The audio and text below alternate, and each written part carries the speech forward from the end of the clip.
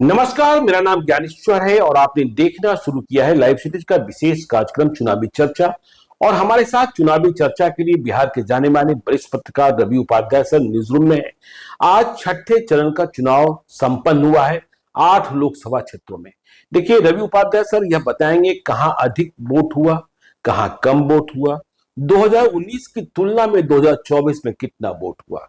लेकिन इससे बड़ी बात जिसे लेकर बिहार की सियासत गर्मा गई है, आज प्रधानमंत्री नरेंद्र मोदी बिहार में थे।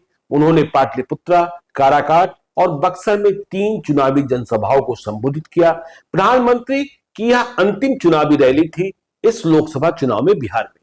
तो आज प्रधानमंत्री ने यह कह दिया कि जेल जाएंगे। कौन जेल जाएंगे? जिन्होंने नौकरी के बदले जमीन लिखवाई, मतलब लालू यादव। उस मुकदमे में तेजस्वी यादव भी फंसे हैं। तो क्या तेजस्वी यादव जेल जाने वाले हैं?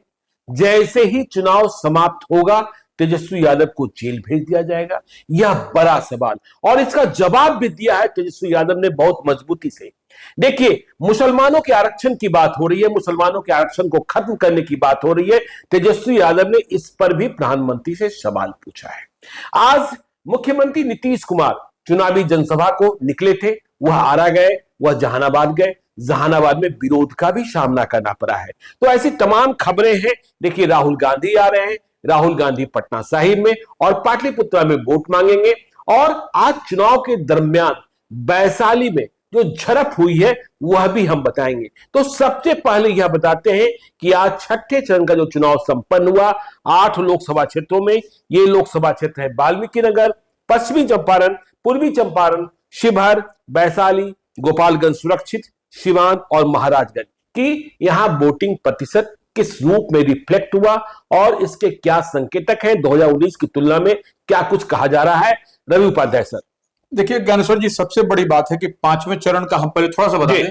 5वें चरण का जो वोट हुआ था बिहार में, उस समय 55.85% कुल ओवरऑल यही था। इस बार जो छठे चरण का आज समाप्त हुआ है उसका ओवरऑल 55.45%। तब तो कम हो गया ना? हाँ, कम हुआ। हाँ बिल्कुल। लेकिन जब चुनाव आयोग के फाइनल आंकड़े आते हैं तो वह वोट प्रतिशत बढ़ ही जाता है। अनुमानित बिल्कुल। अभी तो अनुमानित ही है, जब फाइनल आंकड़े आएंगे। और आज हमने फिर से देखा कि महिलाओं की लंबी कतार लगी हुई है। और आज कई बड़े चेहरे, संजय जायसवाल, राधा मोहन सिंह, हिना साहब, लवली आनंद, रितु जायसवाल, आकाश सिंह, जनार्दन सिंह सिग्रीवाल, बीना देवी, तमाम लोगों की किस्मत जो है वह आज ईवीएम मशीन में बंद हो गई है। मुन्ना शुक्ला। तो ठीक है, अब प्रत्येक लोकसभा क्षेत्र का आंकड़ा भी बता दीजिए ताकि हमारे जो दर्शक हैं वह समझ जाए कि वहां क्या हो सकता है। हम पहले इस बार का बता देते हैं, फिर हम बताएंगे 2019 का। तो सबसे पहले वाल्मीकि नगर में चलते हैं, जहां पर 58.25% वोट हुआ है। 2019 में 61.88 दिखाई पड़ रहा है। हाँ। इसका मतलब कम हुआ जी इस बार। तो वो 2019 में 61.88% वोट हुआ था। और यहाँ मुकाबला सुनील महतो बनाम दीपक यादव का। हाँ ठीक है जी। पश्चिम चंपारण चलते हैं। पश्चिम चंपारण संजय जायसवाल और मदन मोहन तिवारी एक्स एमएलए कांग्रेस के कैंडिडेट, 59.75। पिछली बार 2019 में 61.79। यहाँ भी वोट कम हो गया। हुआ। पूर्वी चंपारण 57.30। ये इस बार का है। पिछली बार जो है सो 2019 में 59.94। यहाँ भी कम हो गया। हाँ, यहाँ भी कम हुआ है। नहीं, यहाँ पर देखिए, पिछली बार यहाँ पर 59.94 था तो कम ही हो गया ना। 57.30 हुआ। शिवहर, अब शिवहर में आते 56.30। उस बार पिछली बार 59.40। हाँ, तो कम हो गया। यहाँ भी कम हुआ। अब चलिए वैशाली 58.50। 61.85 पिछली बार हुआ था। तो यहाँ पर भी आपको कम हो गया। गोपालगंज सुरक्षित, जहां हम लोग बात कर रहे थे, 50.70 हुआ। सबसे जो कम हुआ है इस बार। तो और 2019 में 55.26। तो यहाँ तो काफी कम मत हो गए ना। काफी कम। हाँ, काफी कम हो गए। बिल्कुल। यदि मैं देख रहा हूँ 2019 का जो आंकड़ा आपके पास है, बिल्कुल, कि तब 55.26 और इस बार 50.70। मतलब करीब 4.5%, 5.5%। लेकिन ज्ञानेश्वर जी अनुमानित है। अनुमानित है। हाँ, इसलिए अभी इसमें जो हम लोग के पास अभी तक जो टोटल आया है वही हम बता रहे हैं। तो वो उसके बाद सिवान देखिए 50, जहां बहुत कड़ी लड़ाई है, हिना साहब, उनके सामने विजय लक्ष्मी देवी कुशवाहा और अवध बिहारी चौधरी। बिल्कुल, सिवान में 52.50 और 2019 में था 54.73। महाराजगंज में 51.27 और 2019 में था 53.80। जी, सिवान का आपने बताया, वैशाली का बताया आपने क्या? हाँ, वैशाली का बताया। हाँ, वैशाली का 50 और 2019 में था 61.85 जी 85 जी। तो टोटल ओवरऑल कुल वोट इस बार का जोड़ें तो 55 डिक्लाइन हुआ है। हाँ, नीचे गिरा है, 55.45 है इस बार। और पिछली बार 2019 में था ज्ञानेश्वर जी 58.47। तो यह कहीं ना कहीं इस बार भी ओवरऑल में भी देखिए कम है। और हमारे कॉन्स्टिट्यूएंसी वाइज, लोकसभा वाइज तो बता ही दिए कि कितना कम पड़ा है वो।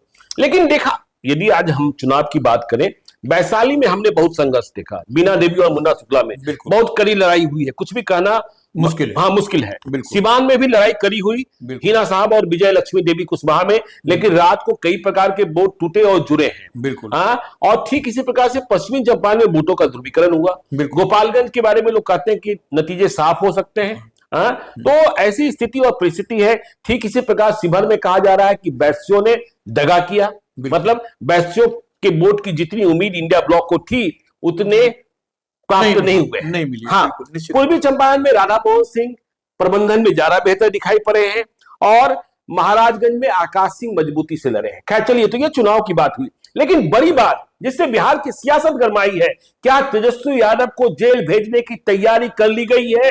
जैसे ही केंद्र में मोदी की सरकार बनती है, जिसकी संभावनाएं अब व्यक्त की जा रही है, जो देश के सबसे बड़े पोल स्ट्रेटजिस्ट है प्रशांत किशोर, और अब तो योगेंद्र यादव भी यह भविष्यवाणी करने लगे हैं कि एनडीए को बहुमत मिलने जा रहा है, तो एनडीए को बहुमत मिलेगा और तेजस्वी यादव जेल जाएंगे। इस बात का संकेत आज स्वयं प्रधानमंत्री नरेंद्र मोदी ने बिहार की धरती से दिया है। वे काराकाट में थे और काराकाट में उन्होंने जनता से पूछा और जवाब भी हासिल किया कि देखिए, काउंटडाउन शुरू हो गया है। किस बात का काउंटडाउन शुरू हो गया है?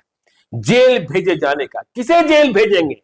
जिन्होंने नौकरी के बदले जमीन लिखवाई, नाम नहीं लिया, लेकिन आरोप किस पर है? लालू यादव पर है, और लाभार्थी तेजस्वी यादव है। तेजस्वी यादव, वे तेजस्वी यादव जिन्होंने अकेले बिहार में इंडिया ब्लॉक का चुनाव अभियान संभाल रखा, और प्रधानमंत्री ने यह भी कह दिया जैसे ही हेलीकॉप्टर से ये उतरेंगे मतलब चुनाव प्रचार खत्म होगा, जेल जाने का रास्ता खुल जाएगा। तो रवि सर, यह सियासत तो बहुत तेज हो गई। अभी 7वें चरण का चुनाव बचा है 8 लोकसभा क्षेत्रों में। तेजस्वी यादव को जेल भेजे जाने की तैयारी, ऐलान ही हो गया। जब प्रधानमंत्री कर रहे हैं और जिनके बारे में कहा जा रहा है कि फिर से प्रधानमंत्री बनने जा रहे हैं, तो क्या तेजस्वी यादव जेल जाएंगे? देखिए, निश्चित रूप से आज जो प्रधानमंत्री ने अपनी सभी सभाओं में ऑलमोस्ट लब्बो-लबाब वही है कि वो कहीं ना कहीं बिहार में जो ड्राइविंग सीट पर है तेजस्वी यादव, उनको उन्होंने सांकेतिक रूप से घेरा है और कहा है तुम जेल जाओगे। ज्ञानेश्वर जी, हेलीकॉप्टर राइड्स हाँ, जैसे ही समाप्त होगा, तो अब हेलीकॉप्टर राइड्स अब तो खत्म, 30 तारीख को समाप्त हो जाएगा, शाम को 5 बजे एकदम। ये इसको कहना नहीं है, 30 को खत्म होगा, उसके बाद जो है सो तैयारी शुरू हो जाएगी कि क्या करना है क्या नहीं करना है। और उसके बाद से कह दिया, उसने जनता से पूछा कि नौकरी के बदले जो गाढ़ी मेहनत कमाई का पैसा जो लूटा है उसको जेल भेजना क्या गुनाह है क्या? ये सब पूछ रहे हैं वो। जनता ने भी सहमति जताई कि नहीं, ठीक है जी। अब उसी पर वहां तो बीजेपी के समर्थक ही थे। हाँ, तो जो जनता तो वही है, वोटर्स तो वही, मतदाता वही है ज्ञानेश्वर। हाँ, लेकिन नरेंद्र मोदी की सभा में बीजेपी के समर्थक ही होंगे और केवल जनता बीजेपी की समर्थक है, यह बात हम नहीं मान सकते। तेजस्वी यादव की सभा में भी बड़ी भीड़ जुट रही है, जो तेजस्वी यादव के जिंदाबाद के नारे लगाती है, उन्हें नौकरी देने वाला नेता मानती है और उनके भीतर संभावनाएं दिखाई पड़ती हैं। और यह भी कहा जा रहा है कि जब 2025 का बिहार विधानसभा चुनाव होगा तो सीएम की कुर्सी के लिए वो फ्रंट रनर्स हैं। बिल्कुल, देखिए वो अकेले डबल सेंचुरी कर दिए चुनावी प्रचार अकेले मुकेश सहनी के साथ कॉम्बो बना करके, तो यह तो है कि वो, जबकि शरीर परेशान है, L4 में इतना दर्द है, डॉक्टरों ने मना कर रखा था। तमाम L4 का परेशानी आप ज्ञानेश्वर जी समझ सकते हैं कैसी होती है, और उसके बावजूद तेजस्वी एकदम धुआंधार बम्बार्डिंग कर रहे हैं, प्रचार कर रहे हैं। अंतोगत्वा नरेंद्र मोदी को सांकेतिक भाषा में ही बोलना तो पड़ा, और वो काउंटडाउन शुरू हो गया यह भी उन्होंने कह दिया। तो यह सब घेरने की कवायद है, और कहीं नहीं वो उन बातों से प्रधानमंत्री परेशान हो गए क्या जो तेजस्वी यादव कर रहे हैं? खटाखट खटाखट खटाखट, तनातन तनातन, फटाफट फटाफट, चुप्पे चुप्पे, देखिए चुपचाप लालटेन और खटाखट फटाफट, उस पर देखिए चिराग यादव को भी रिएक्शन देना, चिराग पासवान को, हाँ चिराग पासवान को भी जो है सो अब रिएक्शन देना पड़ रहा है जी। तो अब देखिए, आप तेजस्वी यादव जब एयरपोर्ट पर आए तो उनसे पूछा गया, पत्रकारों ने पूछा कि इस तरह से प्रधानमंत्री ने आपको कहा है, तो बोले कि वो हार बीजेपी जो है सो जा रही है। तो यह घबराहट झुंझलाहट है। और देखिए, एक 73-75 साल के बुजुर्ग हमको जो है सो 34 साल के लड़के को जो जिस तरह से जेल भेजने, तो बिहारी जो है सो गुजराती से नहीं डरने वाला, नहीं डरता, हाँ नहीं डरता। उन्होंने यह भी कहा कि कृष्ण के वंशज हूं मैं, और कृष्ण भगवान का जन्म तो ही जेल में हुआ था। बिल्कुल बिल्कुल, यह सब वो कहते हुए नजर आए और अपने कार्यकर्ताओं में यह बोल करके उन्होंने निश्चित रूप से उत्साहवर्धन किया है, क्योंकि वो जान रहे हैं कि अभी 7वां फेज का चुनाव बाकी है।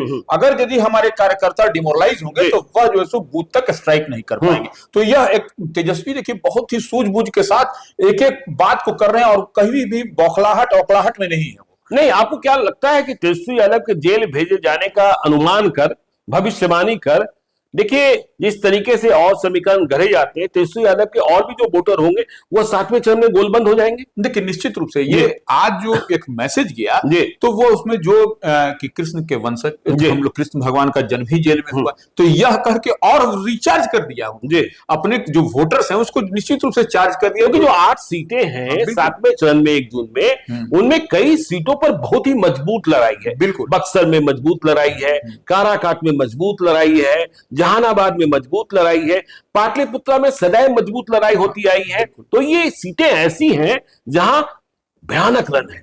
भाजपा को यहां पर कड़ी मशक्कत करनी है, इसमें कहीं कोई दो मत नहीं है। आप जितनी सीटों की चर्चा किए तो अंतिम 7वें चरण में, उसमें ऐसा नहीं है कि भाजपा को क्लीन गोल करने मिल रहा है। वो 1-2 सीट छोड़ दीजिए ज्ञानेश्वर जी, तो सब सीट पर भाजपा को, जहानाबाद भी आप देख रहे हैं बिल्कुल कि किस तरह से वहां पर कसमकस लड़ाई है। तो यह आप क्लीन स्वीप इन सीटों पर नहीं कर सकते अंतिम चरण में। तो यह निश्चित रूप से तेजस्वी ने भी चार्ज कर दिया है, जिस तरह से प्रधानमंत्री ने चार्ज किया उसी तरह से यह भी चार्ज करते हुए नजर आया। नहीं, जहानाबाद के लिए तो अब ताकत इस तरीके से लगाई जा रही है। आज मुख्यमंत्री नीतीश कुमार स्वयं गए अतरी विधानसभा में। यह दूसरी बात है कि वहां प्रधानमंत्री का कार्यक्रम नहीं बन पाया, लेकिन वहां अशोक चौधरी को बैठा दिया गया है जो चुनाव प्रबंधन के लिए जाने जाते हैं। भोला शर्मा को मुंबई से बुलाया गया, और इसके बाद चिराग पासवान की भी सभा होने वाली है।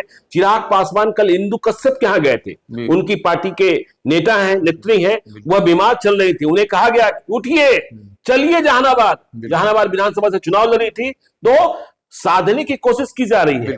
अशोक चौधरी मतलब यह लोगों को बता रहे हैं कि देखिए मेरा तो पैतृक यही है। और अशोक चौधरी प्रबंधन, ललन सिंह भी जा रहे हैं। ठीक है, अशोक चौधरी देखिए जिस समाज से आते हैं, चिराग पासवान आते हैं, यह पासी समाज और ये पासवान समाज। नहीं, अब तो वह भी देखिए ना कि अशोक चौधरी आप महादलित या दलित जो भी कहते हैं, और उनके समधी किशोर कुणाल भूमियार, इसी समीकरण की जरूरत तो है। इसीलिए वहां अशोक चौधरी का कैंप करना भी एक बड़ी बात है ज्ञानेश्वर जी, क्योंकि अशोक चौधरी कॉम्बो हो गए। कॉम्बो जैसे माने भूमिहार भी उनके साथ में और वो स्वयं जो पासी हैं, तो यह महादलित वोट तो उनके साथ में है, और भूमिहार जो सो है तो और जहां कठिन चुनौती होती है, हमने पहले चरण में देखा कि नवादा और जमुई की जिम्मेवारी, दूसरे चरण में देखा कि पूर्णिया और कटिहार की जिम्मेवारी, फिर वो तो अपनी बेटी के लिए लग गए थे। हाँ, तो देखिए अब जहानाबाद की लड़ाई बहुत कठिन है, और जहानाबाद में कई कोनों पर संघर्ष है। देखिए चंदेश्वर चंद्रवंशी, सुरेंद्र यादव, इसके बाद अरुण कुमार, आशुतोष कुमार, दीपक शर्मा, तो यह लड़ाई दिलचस्प है। और प्रधानमंत्री ने जो बोला हुआ तो बोला। देखिए प्रधानमंत्री की आखिरी रैली आज हुई है बक्सर में, और इस तरीके से बिहार दौरा चुनाव का समाप्त हुआ है। रवि सर, कहां कहां कितनी कितनी रैलियां हुई और किसके किसके लिए वोट मांगा, किसके किसके लिए नहीं मांगा? अब देखिए प्रधानमंत्री की बिहार में 15 रैली हुई, एक रोड शो पटना साहिब। हाँ, पटना साहिब। तो ये हुआ, उसके बाद से एलजेपी के लिए, मैंने अपने अलायंस पार्टनर के लिए जो भारतीय जनता पार्टी एनडीए में है उनके लिए हाजीपुर सुरक्षित में, और चिराग पासवान हाजीपुर गए और जमुई गए। हाँ, तो वही कह रहे हैं। फिर उसके बाद जमुई गए, तो वो एलजेपीआर चिराग पासवान की पार्टी ही के थे वहां पर। हम के लिए गया में, हम के लिए जीतन राम मांझी के लिए गया में, आरएलएम के लिए काराकाट में, उपेंद्र कुशवाहा के लिए, जेडीयू के लिए पूर्णिया और मुंगेर में। लेकिन जेडीयू के लिए कम चुनावी जनसभाएं हुई। बिल्कुल बिल्कुल। हाँ, जदयू के लिए कम हुई और उसके नहीं, भाजपा के लिए फिर देखिए कहां कहां जी, भाजपा के लिए नवादा गए, दरभंगा गए, मुजफ्फरपुर गए, मोतिहारी गए, महाराजगंज गए, पाटलिपुत्र, बक्सर, अररिया और सारण जी। लेकिन मुझे लगता है कि ऐसे कई उम्मीदवार थे बीजेपी के ही, लेकिन जेडीयू की बात हम ना करें, जिन्हें लगता था कि वे मेरे क्षेत्र में भी आ जाते। हाँ, उनके इर्द गिर्द आ गए, एक जगह से करके दोनों जगह उन्होंने संबोधन किया। बिल्कुल। कहां नहीं गए? अब देखिए पश्चिम चंपारण जी, मधुबनी, बेगूसराय, सासाराम सुरक्षित जी, आरा और उजियारपुर भी नहीं गए। नित्यानंद राय बड़े कद्दावर नेता थे, लेकिन कहां गए? वहां नहीं गए। तो यह जो है सो माने इतनी जगह गए, लेकिन 15 रैली अब तक कर चुके चुनावी सभा को और एक रोड शो किया। यह भी बहुत है, प्रधानमंत्री के लिए आना और इतनी रैली करना यह भी कम नहीं है। कम नहीं है, बिल्कुल। और काराकाट में तो विशेष ही ध्यान है। अमित शाह भी आ रहे हैं, राजनाथ सिंह भी आ रहे हैं, जेपी नड्डा भी आ रहे हैं, नीतीश कुमार कल गए थे, उन्होंने कह दिया कि भाई ये उपेंद्र कुशवाहा मेरे पुराने मित्र हैं। बिल्कुल, निश्चित रूप से। हाँ, तो वो उनके पुराने मित्र भी हैं। नीतीश कुमार ने उनको माने और भी बड़े भाई की तरह उपेंद्र कुशवाहा भी उनको मानते रहे, या पार्टी में हो, साथ में हो, फोल्ड में हो, नहीं हो, लेकिन वह इतना वो मानते रहे, इसमें कहीं कोई दो मत नहीं। लेकिन आज हमने देखा कि देखिए आरा गए थे नीतीश कुमार, देखिए ऐसी सभाओं में कई लोग हो जाते हैं, जमा हो जाते हैं, तो नीतीश कुमार की सभा में नीतीश कुमार मुर्दाबाद के नारे भी लग गए जी। वो तो तेजस्वी यादव जिंदाबाद के नारे लगे, लेकिन वह आप ऑफ द कैमरा आप बता रहे थे ज्ञानेश्वर जी की जो लोग मुर्दाबाद कर रहे थे वो लोग छोटे बच्चे थे, माने एडल्ट नहीं थे, बहुत अधिक उम्र वाले नहीं थे, समझदार वाले नहीं थे, इसलिए वैसे लोग कुछ हुल्लड़ करने के लिए आ जाते हैं। वैसे लोग कुछ भी समझ में आया वो लोग हुल्लड़ कर देते हैं। लेकिन वो आरा में सभा उनकी अच्छी हुई। आरा में आरके सिंह के लिए भारतीय जनता पार्टी के उम्मीदवार हैं, वहां उनके पक्ष में वह सभा करने गए थे, तो यह एक बड़ा भी। तो राहुल गांधी भी आ रहे हैं। हाँ, राहुल गांधी भी आ रहे हैं। राहुल गांधी आ रहे हैं पटना साहिब में जी, अंशुल अभिजीत के लिए। पटना साहिब और पाटलिपुत्र में मीसा भारती लालू यादव की बिटिया के लिए भी वोट मांगेंगे 27 मई को जी, 27 मई को आ रहे हैं। और यह उनकी दूसरी माने ये इससे पहले भी एक बार आए थे। मतलब ऐसा लोकसभा क्षेत्र जहां नरेंद्र मोदी और राहुल गांधी दोनों आए, देखना होगा कौन जीतता है। देखिए पहले से पहले 20 मई को आए जी राहुल गांधी, भागलपुर में उन्होंने सभा किया। भागलपुर के बाद तो आए नहीं। तो ये दूसरी सभा इनकी नहीं, पटना साहिब में नरेंद्र मोदी ने रोड शो किया और अब राहुल गांधी सभा करने आ रहे हैं। फैसला 4 जून को होगा। पटना साहिब की सीट किस लिए जानी जाती है सभी को पता है। पाटलिपुत्रा में ठीक है, लड़ाई तो संघर्षपूर्ण होता है।